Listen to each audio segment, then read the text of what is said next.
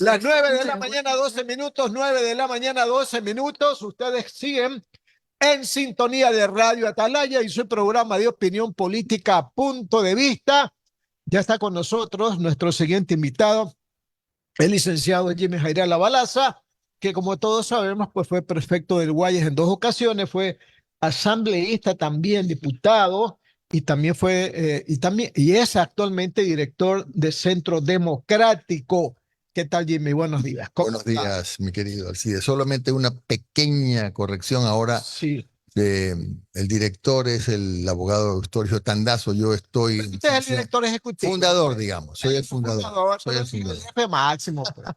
Soy el Bueno, fundador, digamos. Sí. usted es la imagen, usted es, como dicen, el director supremo, como decíamos anteriormente. Don Asad Bucaram y el Máximo PRE líder, también siempre máximo decían líder, director claro. supremo, decían, ¿sí? Claro, cuando hablan de Centro Democrático, Jimmy Jairala. Bueno, gracias por la deferencia, mi querido Alcide. Oiga, esto de la fiscal, está con nosotros también el director del programa y el ingeniero Andrés Mendoza y también Julio Ayala, que ya mismo se van también van a hacer preguntas, ¿no? Esto de la fiscal. Gran saludo Diana para Jimmy. Salazar. Ahora parece que hay otro asambleísta que la quiere llamar a juicio político. Ya sabemos todo lo El que pasó. asambleísta Valladares. Es Valladares. Ya sabemos todo lo que pasó en la comisión. Ustedes tienen 2 asambleístas en la Asamblea Nacional, ¿verdad? ¿Ustedes se han definido ya respecto del juicio político a la fiscal? ¿Han definido su postura o van a escuchar a la fiscal? Eso está claramente definido. Nosotros consideramos que no hay las suficientes razones jurídicas de peso para el juicio político, para proceder a destituir a la fiscal. Consecuentemente, la línea es de no apoyar el juicio y la destitución de la fiscal. ¿Por qué se adelanta? ¿Por qué se adelanta? Porque no ha hablado ni la interpelante, que es una mujer, y tampoco ha hablado la interpelada, que es una mujer. No es adelantarme, sino que, por ejemplo, mire, lo que pasó ayer a nosotros nos dejó un sabor bastante incómodo, ¿no? A ver, ¿de qué se? Le explico, porque el asambleísta Vela, que es de Centro Democrático y que es parte de la Ramiro Vela. fiscalización, efectivamente, nos relató que el mail que llegó a la presidencia de la comisión llegó a las 9:10 de la mañana, cuando ya se habían instalado. Y no el que envió Ronnie Aliaga. Sí. Y no fue socializado. Es decir, nadie sabía. Sabía la presidenta y posiblemente sus compañeros de bancada, pero nadie más sabía. Entonces, esos procedimientos considero que fueron... Sabido. Bueno, si hubiese sabido, hasta eso había que ver si lo aprobaban por mayoría, porque todas las comparecencias que son vía telemática, incluso de personas que están prófugos de la justicia, incluso de personas que están cuyo paradero no se conoce, etcétera, que sí se han dado, porque sí se han dado, son producto de consenso y cuando los llama la comisión. El problema de este procedimiento, el problema fue el procedimiento, porque no es que la comisión invitaba, como se ha hecho siempre, al asambleísta Aliaga a que declare, qué sé yo, no era un careo tampoco, sino que en ese momento apareció la información de que estaba conectado y que iba a hablar. Así no es. Es un tema de procedimiento. ¿Quién le dio el link al señor Aliaga para que se conecte? Por eso digo, seguramente hay que preguntarle al secretario de la comisión, que debe haberlo recibido y lo pasó a la presidenta de la asamblea, de la comisión, porque ese es el procedimiento normal. Era un careo entre Aliaga y la fiscal que creían. Lo que se apuntó fue a eso. Y le digo una cosa, más allá de simpatías o antipatías, lo que hizo la fiscal era lo correcto, porque ella estaba ahí por otra cosa. O sea, levantarse e irse. Sí. Yo hubiera hecho lo mismo. ¿Y qué va a pasar con Pamela Aguirre y Lenín Barreto, que también está involucrada? Para quienes están diciendo, por ejemplo, que hay que sancionarla, que prisión y todo, eso es un error, porque, por ejemplo, en el caso de la asambleísta Aguirre, ella tiene inmunidad parlamentaria, pues eso es de elemental conocimiento. Pero la Asamblea también han sancionado a asambleístas con inmunidad parlamentaria. Sí, pero esto no amerita una sanción de ese tipo. Que otra cosa es que, por ejemplo, el CAT déjeme concluir, decida, por ejemplo, suspenderla, por ejemplo, eso es otra cosa. Eso es una sanción interna.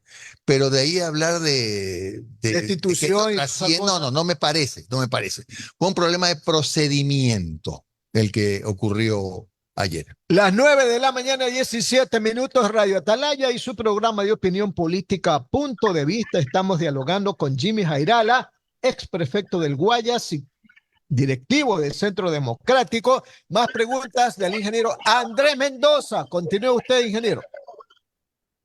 Muchísimas gracias, mi querido Alcides, y un gran saludo para el licenciado Jimmy Jairala, que además es colega nuestro. Volviendo a la entrevista, quería preguntarle a Jimmy Jairala sobre este tema del día lunes. Entonces, la posición de ustedes es que se lo lleve al Cali y que se maneje dentro de la ley, es decir, de la función pues legislativa, ¿verdad? Es decir, yo Porque no creo que vaya a pasar de eso, Andrés. Yo estimo que a lo sumo eso es lo que puede ocurrir, que el CAL analice el caso y de considerar lo necesario, pues adopte algún tipo de sanción, porque fue un problema de procedimiento, pero no creo que amerite otra trascendencia que esa, ¿no? Al menos en la conversación que he tenido con el asambleísta Vela, él se levantó de la sesión cuando ocurrió este incidente con los otros 4 asambleístas con quienes fueron la mayoría, como consta, y comentó que en efecto recién 9:10, 10 minutos después de instalada la sesión, había llegado ese mail. Ni siquiera lo habían leído. queda clarísimo. Ahora, vamos a otro tema, Jimmy. Cambiemos radicalmente la temática. Ayer se cumplió un año de que se tomaron posesión los nuevos alcaldes y prefectos del país. Por supuesto, de Guayaquil, de Guayas, de Quito, Pichincha, Cuenca, Suay, de todo el país. Para empezar, cuéntenos, Centro Democrático en el Ecuador tiene a esta altura cuántos alcaldes, juntas parroquiales, cuál es la presencia en el mapa político en los gobiernos seccionales de ustedes. Nosotros tenemos 17 alcaldes, tenemos alrededor de 100 concejales, 100 presidentes de juntas parroquiales y un número mayor de vocales de juntas parroquiales. Tenemos una muy buena presencia, pero si lo que usted quería llegar Andrés, a lo que me invitaron, que era un poco evaluar, te diré que es muy complejo evaluar ahora el trabajo de alcaldes y prefectos porque han tenido un año completamente sui generis, ¿no? Tú lo has visto y todos lo hemos visto casi en calidad de mendigos, tocando puertas del Ministerio de Finanzas para poder recibir las rentas, en otros casos teniendo que recibir bonos. Y yo no sé si el común denominador de los ciudadanos sepa que el hecho de recibir bonos al prefecto o al alcalde, por ejemplo, si le dan un bono, voy a inventar la cantidad de $1,000, él no puede asumir el descuento del bono en el mercado. Él tiene que entregarle ese bono, por ejemplo, al contratista, y el contratista que recibe ese bono de 1,000 y lo vende en 900, él pierde. Porque si el alcalde o el prefecto pretendieran, pues, vender los bonos, están cometiendo delito de peculado. Entonces ni siquiera pueden hacer eso, sino convencer al contratista de que reciba los bonos y que pierda. Así han estado manejándose. Entonces, es que es difícil exigirles un mejor desempeño, más aún cuando el tema de la extorsión es real. A ver, yo fui prefecto, claro, en los años en que no habían estos problemas, pero es verdad que los contratistas, por ejemplo, los obreros, están expuestos cuando están haciendo obra pública en cualquier barrio, en cualquier carretera, porque no es que hay policías cuidándolos, pues no tienen guardia policial, el ejército no está con ellos. Entonces son fácil presa de extorsionadores que ya es un poco un sello característico de que los contratistas hasta tienen que un poco calcular un rubro para cubrir la extorsión cuando hacen un cálculo de cuánto en cuánto van a cotizar su obra a una prefectura, a una alcaldía, a una junta parroquial, porque desgraciadamente esas vacunas no perdonan a nadie y de eso se han quejado las propias autoridades, ¿no? Definitivamente. Ahora, pregunto algo, Jimmy, dentro de esas limitantes, y tú nos decías, antes sí había ciertos atrasos, pero no como ahora. No, no, Eh, antes no habían esos atrasos, por supuesto. claro, No, no. entonces eso, ¿cómo limita a una junta parroquial, a un cantón pequeño, a una prefectura pequeña y luego pensemos en las grandes también, ¿no? Porque también Andrés, me imagino que a los grandes les deben más todavía. para empezar, lo primero que cortas tú como autoridad es el pago de sueldos. Y eso es lo más triste. Tienes que diferir el pago de los sueldos, tardarte 15 días, un mes, atrasarte 2 meses con los sueldos del personal, que es tristísimo, pero es a lo que generalmente primero le echas mano, porque no quieres que se paralice la obra pública. Y lo que viene después es el atraso con los contratistas o con los proveedores de servicios. Por eso es que hoy mismo ustedes ven que en el Ministerio de Finanzas, por ejemplo, hay plantones casi a diario de gente que reclama pagos por atrasos porque no les han cumplido con una serie de planillas que están atrasadas, ¿no? Hay prefecturas que no pagan sueldos y alcaldías que no pagan sueldos hace más de 2 meses. Hay prefecturas que están en la misma situación. No es que estoy defendiendo yo la poca acción que han tenido probablemente algunas alcaldías y prefecturas, pero realmente es difícil planificar cuando tú sabes, no tienes la certeza de que cada fin de mes o cada día 28 vas a recibir la asignación. Si no recibes la asignación, todo lo que habías planificado ya no sirve. Entonces, por eso es que se les ha hecho tan complejo a los alcaldes, a los prefectos y a los pobres presidentes de las juntas parroquiales poder desarrollar sus planes con los que se presentaron como candidatos. Y esto es un poco un lugar común. Yo no creo que ningún alcalde, ningún prefecto ha podido cumplir con sus ofertas de campaña en el primer año con tantos problemas económicos que han enfrentado. Las 9 de la mañana con 26 minutos, 9 con 26 minutos, estamos dialogando con el licenciado Jimmy Jairala Balaza, ex prefecto del Guayas y colega nuestro. Él es el director del programa Un Café con JJ también. Vamos con las preguntas del licenciado Julio Ayala Serra. Gracias, Andrés. Jimmy, mucho gusto de saludarte. Igualmente, Julito. Dime una cosa, Jimmy. Tú dices que es muy difícil para los prefectos, para los alcaldes. Sí, debe ser muy difícil en las condiciones y tú lo has narrado muy bien. Pero hay un mecanismo que se debió haber usado desde el año 2000. El mecanismo de las autonomías, hágame el favor. En lugar de estar como plañideras lloriqueando que les den la plata, plata que no sé por qué tiene que irse a Quito, porque no hay razón para que lo que se recauda aquí se vaya a Quito para que regrese tarde, mal o nunca. Hoy son 1.400 millones de dólares que le debe el gobierno central a los gobiernos seccionales. ¿Cómo puede ser que yo no digo que un alcalde del recinto Leche Aguada, por ejemplo, venga y haga la pelea por las autonomías, pero tienen una asociación de municipalidades, tienen una asociación de prefecturas?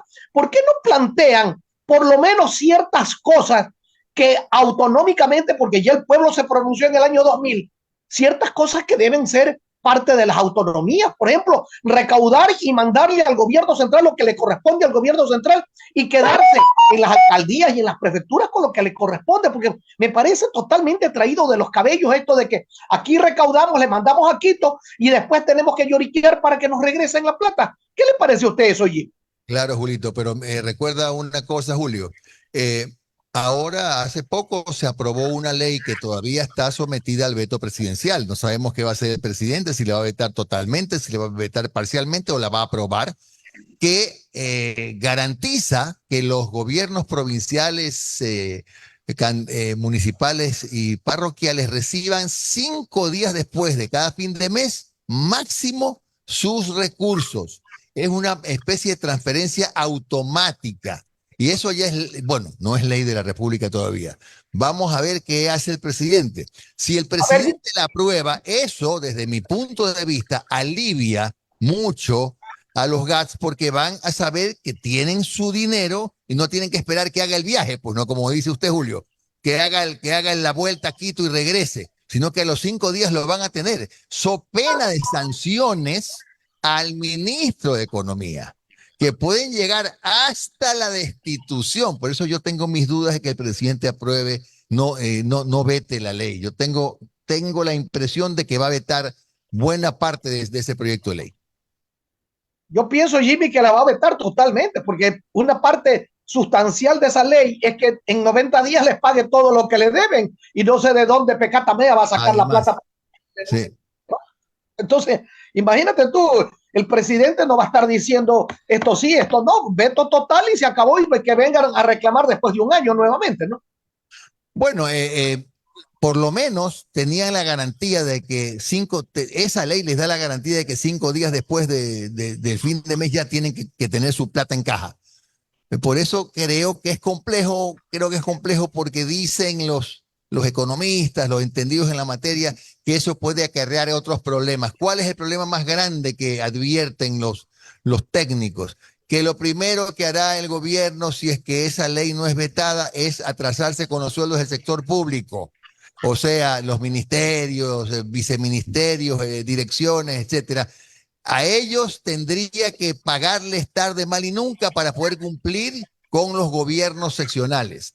Ese es el otro problema al que se enfrentaría el presidente Noboa si no veta esa ley. Yo no estoy diciendo que lo vete. En el mundo ideal eso debería pasar, no debería vetarla.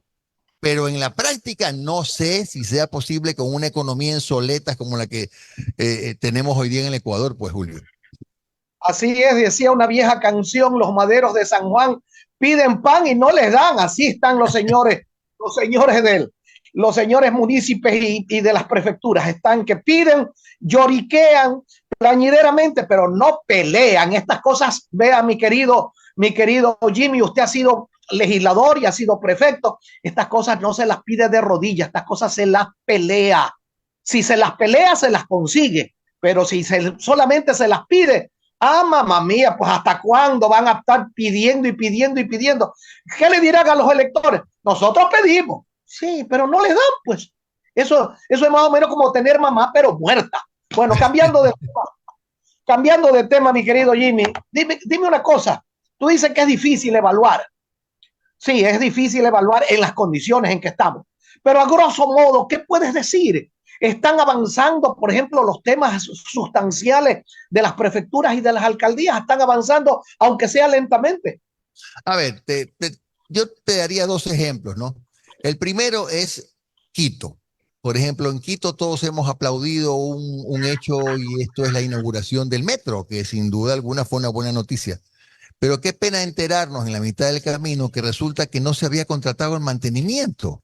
Entonces, esas son cosas que dan realmente apenan porque al no contratarse el mantenimiento resulta que corres el riesgo de que se deterioren las unidades como efectivamente podría ocurrir y pones a correr a la autoridad que debió haber previsto eso, ¿no?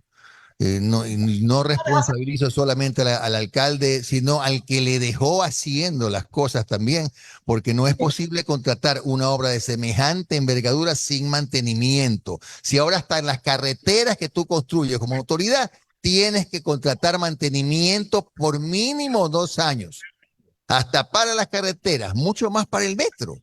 Ahora, en el caso de Guayaquil, por ejemplo, yo veo que ha invertido mucho el alcalde Álvarez en obra social, me parece excelente. Y sí creo que el problema más grande que le queda en este rato de resolver es el de transporte público, porque ese sí es un tema sensible, el del transporte público.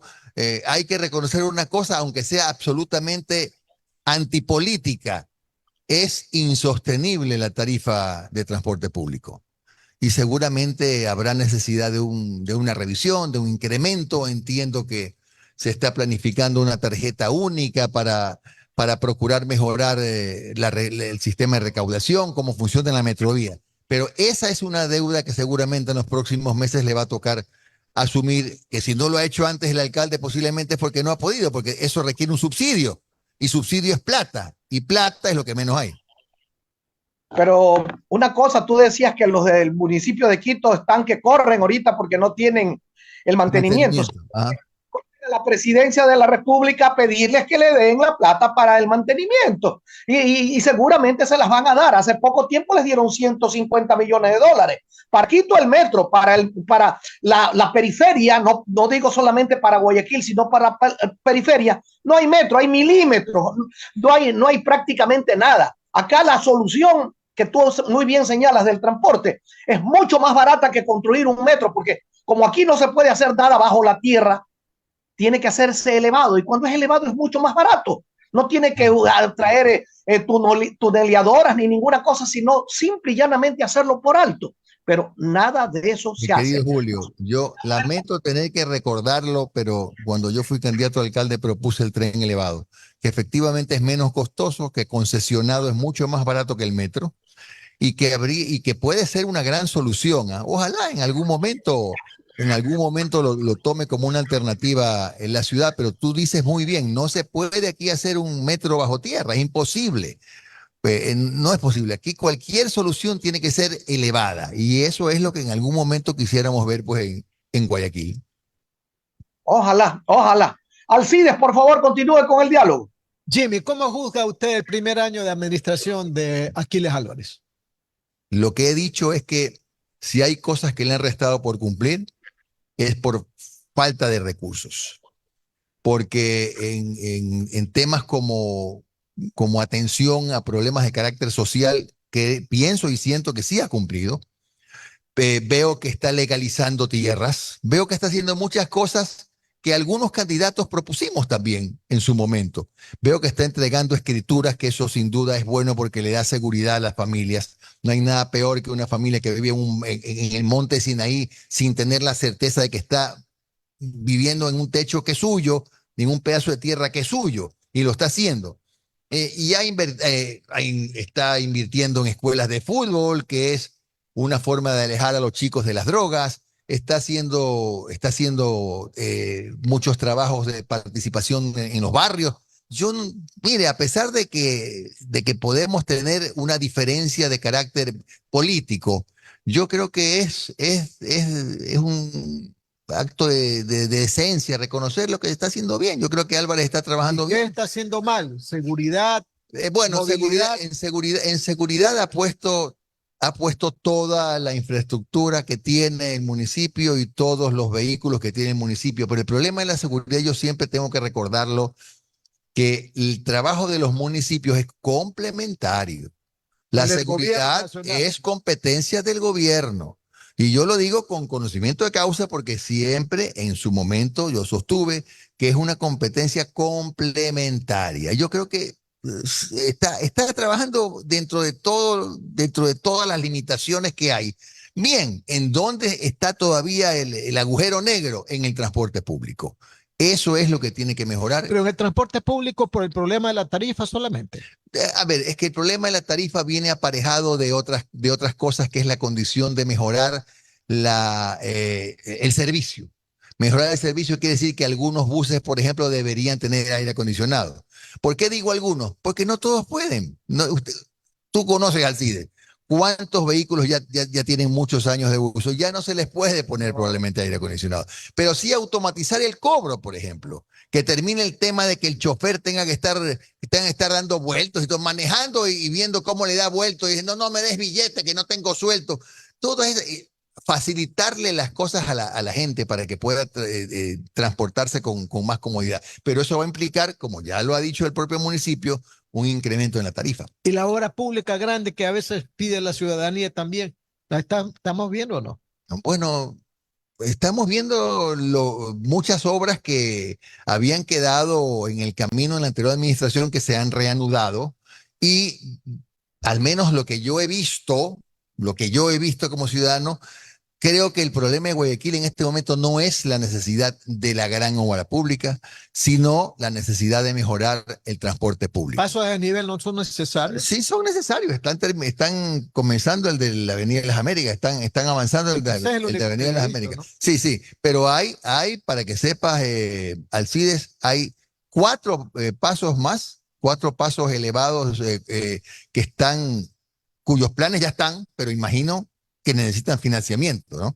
Esos planes que tienen ya un par de años, por lo menos, en papeles. ¿Qué harías con la metrovía? A Y ver, la aerovía. a ver, la metrovía en este momento tiene varios problemas. Primero, que la troncal 4 no se sabe para cuándo va a estar. Segundo, que ya hay una troncal que desapareció, pues. No sé si es la 2, no me acuerdo bien, pero hay una que no está funcionando. Los carros están dañados.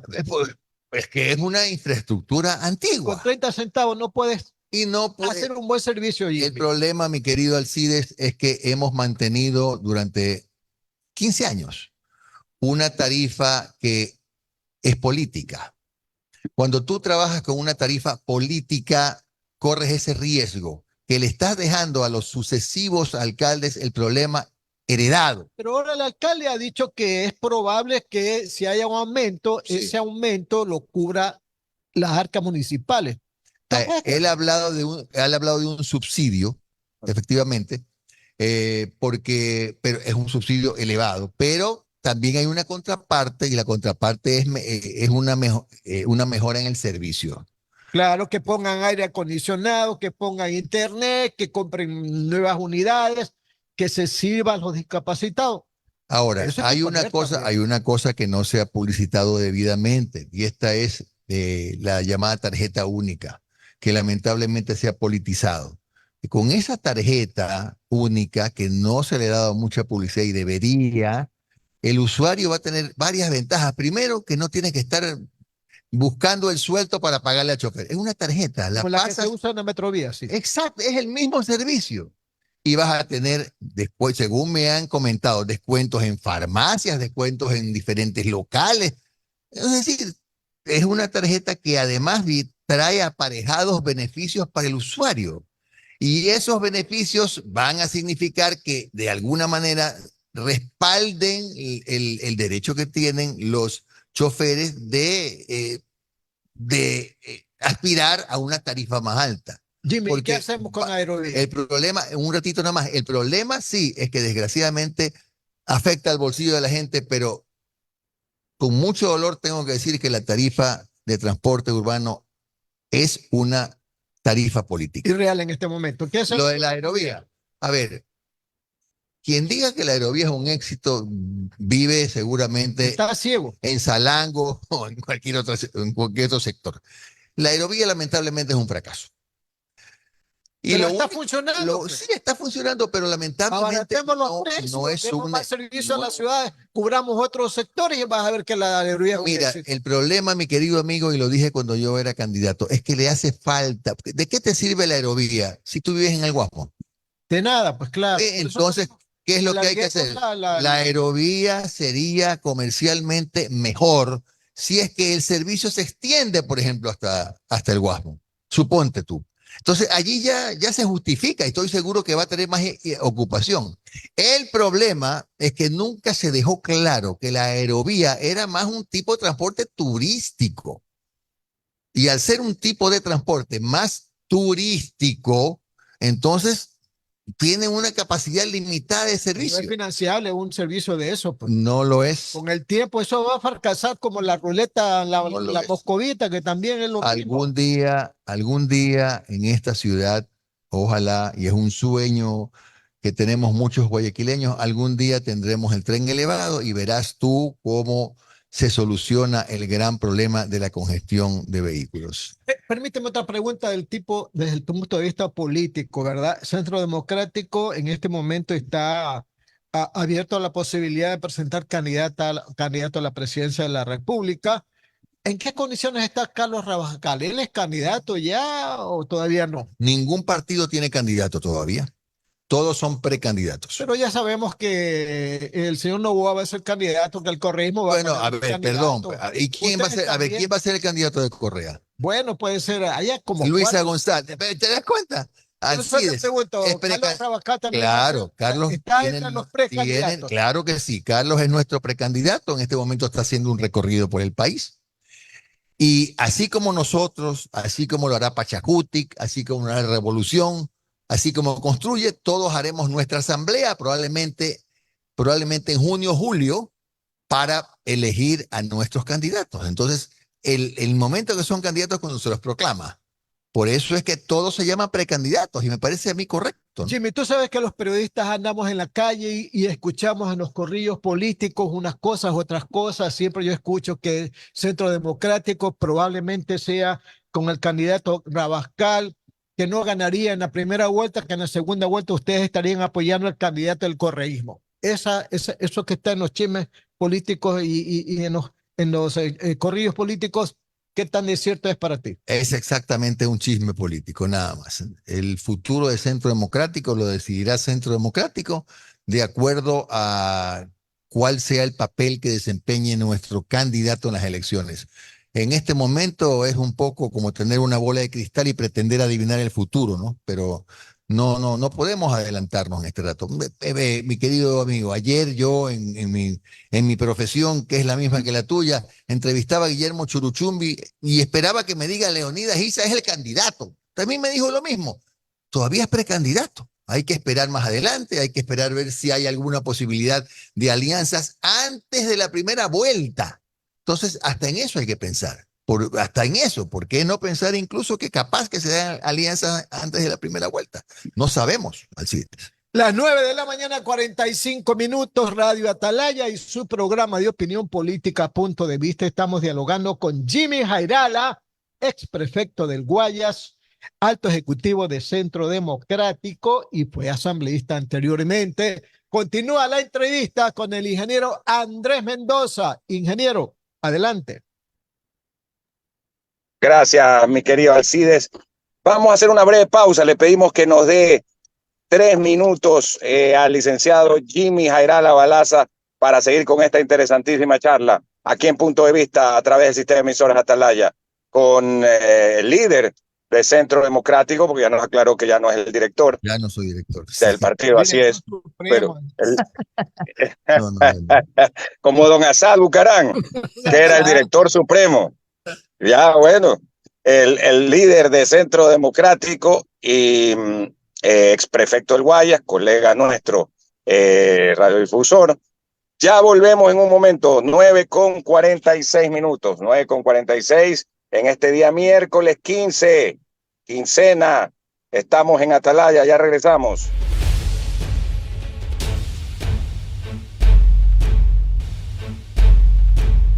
9 de la mañana con 54 minutos, 9:54. Estamos aquí con el ex prefecto del Guayas, el licenciado Jimmy Jairala, también ex legislador. Y quería preguntarte, Jimmy, a la vez saludarte personalmente, en el caso, volviendo al análisis de este año de los alcaldes y prefectos, la perspectiva para el año que viene, o este año que ya empezó, ¿les pinta un poco mejor en lo económico? ¿Piensas? Yo creo difícil porque el déficit fiscal de este año va a superar, pero con creces, los 4.500 millones de dólares. Es un hueco fiscal que no creo que sea el mejor escenario para alcaldías, para prefecturas, ni para el país, ¿no? La deuda interna y externa suma 82 mil millones de dólares. Esos 4.000 millones de dólares que nos va a prestar el Fondo Monetario Internacional van a servir para muy poco. Y lo más complejo todavía es que en el orden de las prioridades parecería ser que el gobierno está un poco haciendo las cosas muy parecidas en lo económico a lo que se hacía en el gobierno anterior. O sea, parte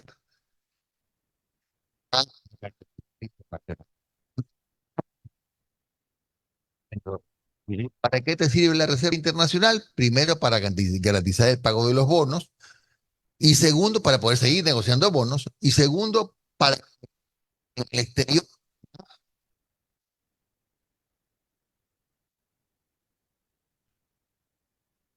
Ya eres sujeto de crédito. Claro. Pero Ecuador con 2.000 millones que tenía de reserva no era sujeto de crédito. Pero en cambio, tienes parada la inversión. El problema del Ecuador es que no hay plata para la inversión pública. No hay. Tienes la mitad de las vías, no lo digo yo, lo dice el propio ministro. El 50% de las vías afectadas. No sé, ojalá no vuelvan. No sé cuándo volverán los cortes de luz, que de paso, Dicen que a finales de agosto, ojalá inicio de que, septiembre, bueno, ahí empieza el se viene estiaje, el estiaje. y que va a haber una niña. Y el problema peor es que la energía con Colombia, uno no sabe, ni siquiera el propio ministro ni el presidente, cómo se va a comportar el precio del kilovatio hora, porque depende de la hora. El 2 de mayo, si no me equivoco, pagamos 60 centavos de dólar por kilovatio. En los últimos días hemos estado pagando 20, entre 25 y 30, pero eso varía. Igual es alto, porque aquí es 9 Es que el centavos. precio no lo pone, el precio no lo pone, a Colombia. el precio no lo pone el gobierno de Colombia, porque el es gobierno privado. Claro. Es privado. Es privado. No es en Chile y es en Argentina Pero, y es en Perú. pero te pregunto una cosa, ¿por qué nosotros sí le vendemos cuando le vendíamos? Y a veces sí hemos vendido energía a Colombia, ¿por qué la vendemos subsidiada? Nosotros la vendemos entre 6 y 8 centavos. ¿Por qué el Ecuador vende la energía subsidiada? Esos son los absurdos que uno no entiende. Si hay alguna norma que corregir, algún decreto que cambiar, hay que hacerlo. Pero no podemos regalarle la energía a Colombia cuando nosotros, a las grandes mineras, pagan 5 centavos. No puede ser. Pagan más que los usuarios como ustedes o nosotros. Claro. Eso está ocurriendo No, aquí. claro, por O supuesto. sea, se les por está supuesto. subsidiando. Sí. Y encima la autogeneración a las grandes mineras les dejan solo hasta 10 KB. Entonces, si les subsidias, tampoco a ellos les interesa mayormente autogenerar. El tema es que sí tienen, el tema es que sí tienen un subsidio que es muy grande. Muy grande. El año pasado fue, si no me equivoco, de más de 600 millones de dólares, si no me equivoco. Y son cosas que hay que corregirlas, son algunas de las que se llaman distorsiones en la economía, que Entonces, son las que están tú pasando. ves un panorama para los municipios, Yo no lo veo. prefecturas y juntas parroquiales Me difícil. encantaría ser optimista, pero ni para el país lo veo muy bien, porque lo que se le viene ahora al presidente de la República es ya el post. El post-delincuencia, el post-violencia, que es el problema económico, porque tú ahora en todas las encuestas que lees, ves que el problema más grande que tienen las familias es el día a día, la manutención, el comer. Ese es el problema más grande. Te dicen inseguridad, pero inmediatamente después está todas las barras que tienen que ver con la economía familiar. Definitivamente. Y ese es un tema serio, ¿no? Y se viene el alza de los combustibles. Y se viene, claro, eso lo han anunciado. ¿Y Por sabes medida por qué? del Fondo Monetario. El Fondo Monetario puso algunas condiciones. Una de las condiciones era la revisión de esos subsidios. Lo que significa que ya el gobierno hizo un anuncio.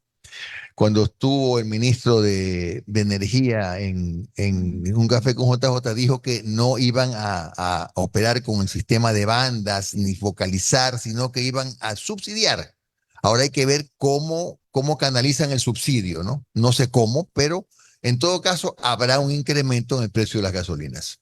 Sin duda alguna. Y eso tiene un efecto en toda la economía, hacia arriba, ¿no? En la parte de precios. Vamos a ir con las preguntas del licenciado Julio, ya a las 9:59. Adelante, don Julio. Gracias, Andrés. Jimmy, dime una cosa. Tú conoces muy bien la provincia y hay un tema que es para mí terrible. El tema de la vía a la costa, que de por sí ya estaba saturada en horas pico y que ahora se encuentra mucho más saturado con el hecho de que grandes empresas de transporte marítimo especialmente se han instalado en Pozorja y que ahora el tráfico por ahí es con unos tremendos trailers que van llevando los contenedores. La autoridad aeroportuaria, gracias al buen manejo y a los buenos contratos que se hicieron allí, maneja un fondo especial para la construcción del aeropuerto de Daular. Pero ese aeropuerto de Daular y te digo una cosa con experiencia, cuando yo tenía 18 años me tocó hacer los trabajos de topografía para el aeropuerto de Daular. Ahora tengo 70. Imagínate tú cuántos años que hice los estudios topográficos para el aeropuerto de Daular, conjuntamente con mi padre, que era el contratista. Han pasado tantos años y el aeropuerto de Daular sigue siendo un sueño. Un sueño porque no hay el número suficiente de personas que usen el aeropuerto que justifique que se construya otro. Al ritmo que vamos, no lo va a ver hasta después de unos 10 años a lo mejor. Pero ese dinero que mantiene la autoridad aeroportuaria muy bien podría servir para hacer esa vía que partiendo de la SPOL cruce por el Cerro Blanco y vaya a dar más allá del actual peaje. Es una necesidad imperiosa para descongestionar esa carretera llamada Vía La Costa. Sí, pero tiene dos problemas, mi querido Julio. El primero, que es un fideicomiso exclusivamente dirigido al aeropuerto. Es decir, si tú como autoridad coges esa plata y la usas para otra cosa, inmediatamente te cae la Contraloría y porque has cometido peculado. O sea, habría que hacer, yo no sé si por decreto ejecutivo o porque debe haber una salida para cambiarle, digamos, el destino del dinero. Y ahí tendrás la protesta de quienes creen que el aeropuerto es una obra urgente y prioritaria. Entonces, estás en el medio de una tormenta. Y lo segundo, que si quieres hacer la vía que tú dices que es la correcta, tendrías que hacer un desvío. No puedes seguir el trazado que tiene esa vía, que es hacer un túnel en Cerro Blanco, porque Cerro Blanco es área protegida. Tienes que hacer un desvío, que son como 3 kilómetros de vía, para no tocar la reserva de Cerro Blanco. Pero eso tiene solución. El problema es el destino del fideicomiso. Creo que habría que buscar otra forma de financiamiento, Julio, y no tocar lo del fideicomiso porque sí puede generar problemas legales para el alcalde o para la autoridad que haga uso de esos recursos. O sea, construiríamos un aeropuerto sin vías de comunicación como el de Quito, que a última hora tuvieron que repagar y hacer las carreteras más caras del mundo para poder llegar al aeropuerto. No, es que Si tienen que hacer las dos cosas, Julio. Tienen que concesionar la nueva vía. No tiene que buscar y estoy seguro que puede haber interés, pero ¿en qué medida hay el interés? Cuando se dé lo que tú también dijiste, cuando ya haya suficientes usuarios para el aeropuerto. Si se comprueba que hay un número suficiente de usuarios, significa que habrá un número suficiente de vehículos que justificará que alguna firma se haga cargo como concesionaria. Pero yo creo que si es que ya se hace el aeropuerto, tiene que ser con la vía, porque si no cometeríamos el mismo error de Tababela, que recién terminó de pagar Loquito. Y dime una cosa, y entonces la vía La Costa seguirá en la crisis que está en estos momentos. Lo que pasa es que en la vía La Costa en este momento, que es de 6 carriles creo que tiene la vía La Costa, el problema no es en este momento ese, el problema es el cuello de botella que se da entre más o menos Los Olivos y unos 4 kilómetros más.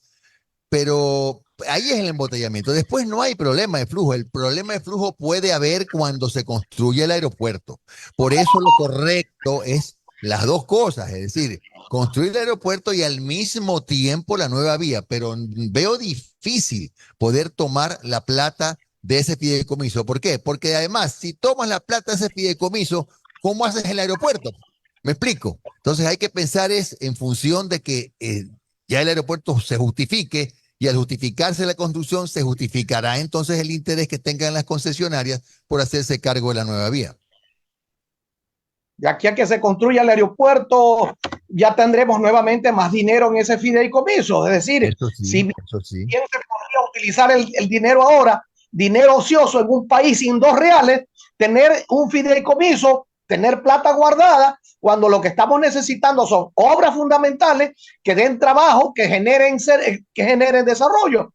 Pero así somos los ecuatorianos, estamos siempre durmiendo encima de nuestras riquezas sin utilizarlas para nada, ¿no?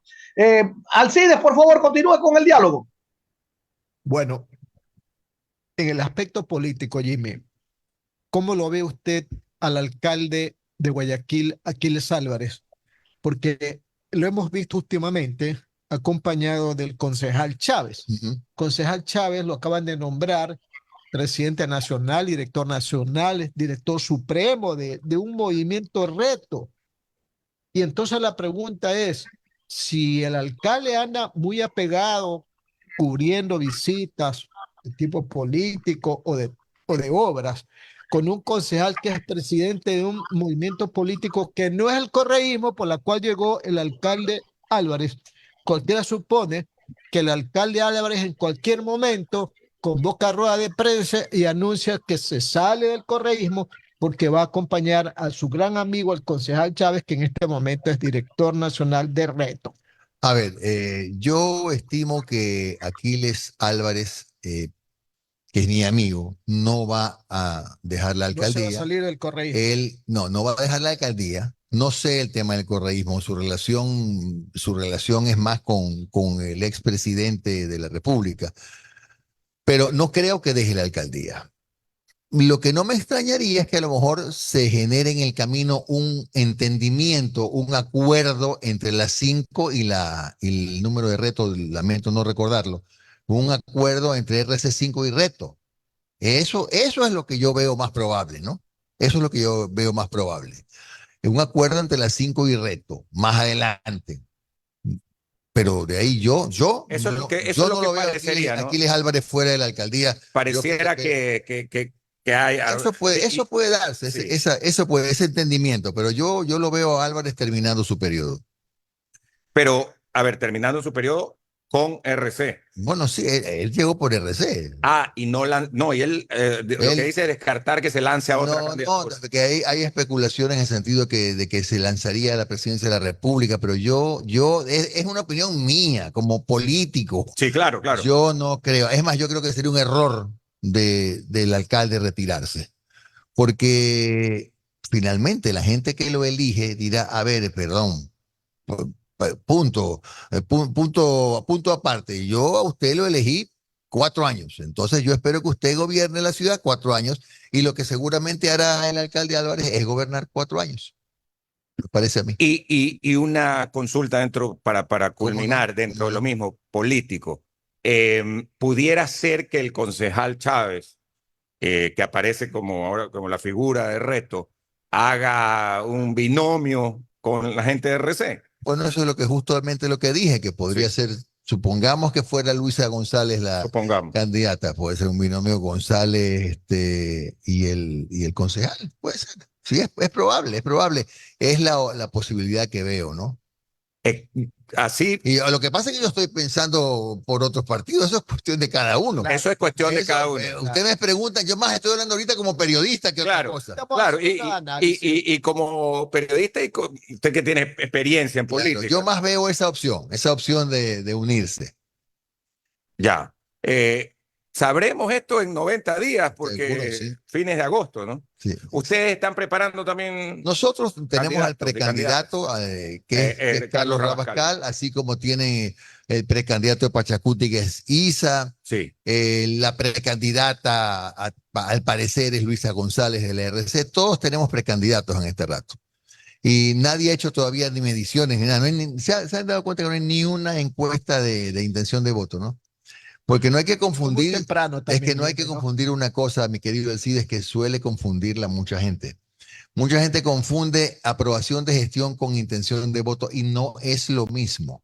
Si tú tienes como funcionario o como autoridad una aprobación de gestión del 65%, no quiere decir necesariamente que en una papeleta vayas a tener el 65% de intención de voto. Como el caso del presidente Noboa, que entre lo muy bueno y bueno le alcanza 59%, pero eso no significa que ya 59% de votos. Por supuesto que no. No, esa es una aceptación, no intención de voto. No, y además, ahora, Noboa ha bajado más o menos de 85 a 55, qué sé yo, desde enero, pero no deja, yo no soy ciego, no deja de ser bueno todavía. Así es, el número de Noboa. Positivo, ¿no? Por encima de 50. O sea, aquí no hay, si quieres ser o periodista o político, lo primero que debes dejar de hacer es quitarte la venda de los ojos. Y lo que hay que reconocerlo. Yo no voy a calificar la gestión porque tengo muchos reparos, pero si a mí me dicen que el presidente en este momento, hoy, tiene 55%, por ejemplo, de promedio de aprobación de gestión,